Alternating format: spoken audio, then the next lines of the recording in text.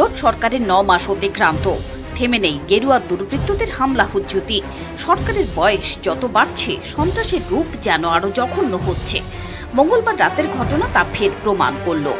অভিযোগ, খয়েরপুর বিধানসভার পশ্চিম নোয়াবাদের লস্কর পাড়ায় প্রদীপ দাসের বাড়িতে হামলা চালায় শাসক দলের এলাকার সমাজদ্রোহীরা। ব্যাপক ভাঙচুর চালায় বাড়ির প্রতিটি ঘরে। মারধর করা হয় বাড়ির কর্তা প্রদীপ দাস এবং তাঁর স্ত্রীকে। ধরুন 11:20 বাজে, তখন আমরা ঘুমাই আসছিলাম। তো আমরা ঘুমন্ত অবস্থার মধ্যে দুইটা মারুতি ভ্যান নিয়ে সেরা প্রায় 18-20 জন লোক আইছে। তারা হাতে দা আসিল, তারপরে লাঠি আসিল, রড আসিল, নিয়া বাইরের লাইট ভাঙচুর করে ঘরের দরজা সব ভাঙ্গে সেরা ঘরের মধ্যে ঢুকছে। ঢুকা প্রথমে আমার শ্বশুরে খুব মারছে, মাথার মধ্যে বাড়ি দিছে, বুকের মধ্যে বাড়ি দিছে। তো তাইনে বয়স্ক মানুষ তাইনে পড়ে গেছে গা। তারপরে আমার দেওরে মারলো, মারার পরে আমার শাশুড়ির মারে খুব মারছে। বিজেপির দুর্বৃত্তরা এতেই থেমে থাকেনি। অভিযোগ, বাড়ির এক গৃহবধূর পোশাক ছিঁড়ে শ্লীলতাহানি করে এবং মারধর করে। ছোট্ট মেয়ের সামনেই অস্ত্র দিয়ে মেরে ফেলারও হুমকি দেখায়। তারা নিয়ে যায় নগদ অর্থ, স্বর্ণালংকার। আমি খাটের মধ্যে আমার মেয়েরে নিয়ে বয়ে রয়েছি।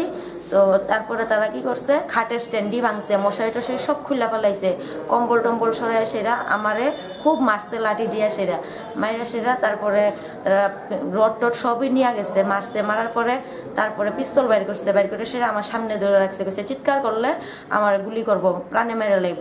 তারপর আমার শরীরে যা স্বর্ণের জিনিস আসিল, গলার, কানের, হাতের শাকাটি পর্যন্ত তারা খুললা লাইছে। খুললা সেরা সবটি তারা পকেটে ঢুকাইয়া সেরা। তারপরে আমার নাইটিটা সিরালাইছে সামনে দিয়া। তো নাইটিটারে সিরালাইছে পরে আমার মেয়ে 4 জন লোক খাটের মধ্যে বইয়া অনবরত একের পর এক আমার শরীরে হাত দিতেছে, আমি সরাইতেই পারতাছি না। তখন আমার মেয়ে আমার পেছন থেকে গিয়ে সে কইছে যে আমার মারে ছাইরা দো আঙ্কেল, আমার মারে তোমরা এরকম করো না, তোমরা পায়ে ধরছি। তখন আমার মেয়েরে খুব মারধর করছে, হের পায়ের মধ্যে খুব মারছে। মারার পরে তারপরে তারে নিয়ে যেতে গেছে ঘরের থেকে। তারপরে যখন চতুর্দিকে মানুষ একটু চিৎকার করছে, তারপরে তারা গেছে গা। ঘরের থেকে প্রায় 15,000 টাকার মতো নিছে, প্রায় 3.5 থেকে 4 লাখ টাকা স্বর্ণের জিনিস নিছে। আর ঘটনার খবর পেয়ে বুধবার আক্রান্তের বাড়ি যান সিপিএম নেতা পবিত্র কর। তিনি কথা বলেন আক্রান্তদের সঙ্গে। শাসক দলের এমন বর্বরচিত ঘটনার নিন্দা জানান পবিত্র বাবু। বণিকগঞ্জ, চৌমুহনী, এই আর.কে. নগর, পশ্চিম নোয়াবাদী এই সমস্ত এলাকাতে নির্বাচনের পর থেকেই এই যে গ্রুপটি তারা চিনতে পারছে, যারা 5 থেকে 6 জনের অন্তত, যেহেতু পাড়া প্রতিবেশী কাছাকাছি, এরা পরিচিত একেবারে সমাজ বিরোধী, যারা ওইখানকার বিধায়ক যে তার আছে, এবং এদেরকে তো এদের জন্য সমস্ত এলাকাতে একটা অশান্তির বাতাবরণ তৈরি হয়েছে। এই জায়গাতে বাড়ায় আমি গেছিলাম, বাইরের পরিবারের সকলের সঙ্গে কথা বলছি, তাদের জিবি হাসপাতালে সবারই চিকিৎসা করানো হয়েছে।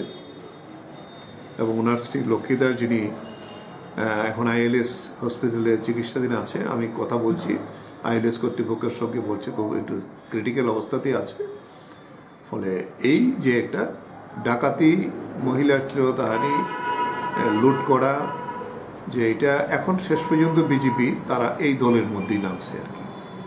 তো এখন তো রাত্রেবেলা পুলিশ গেছে, তারা ব্যস্ত আসতে হবে কি মরিয়মনগর মিশনের ইয়ের জন্য। এখন তারা আসছে, তারা এফআইআর সেখানে করতে পারে না রাত্রেবেলা, পুলিশ এরপরেও যায় নাই। তো এখন এফআইআর করবে এবং আমরা এই ঘটনার ইমিডিয়েটলি যাতে সবাই গ্রেপ্তার করা হয় এবং উপযুক্ত শাস্তি দেওয়া হয়। এটা তো ডাকাতি, শ্লীলতাহানি, এবং এটা বাচ্চা মেয়েরে যখন এই ধরনের ঘটনা ঘটতে পারে, তাহলে কোন আইন আছে? কোনো মানুষের নিরাপত্তা এখানে নাই। বর্তমানে হাসপাতালে চিকিৎসাধীন বাড়ির কর্ত্রী। অভিযুক্তদের নাম ধাম দিয়ে থানায় মামলা দায়ের করা হয়েছে।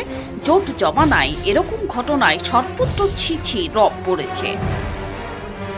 রিপোর্ট, চ্যানেল দিনরাত।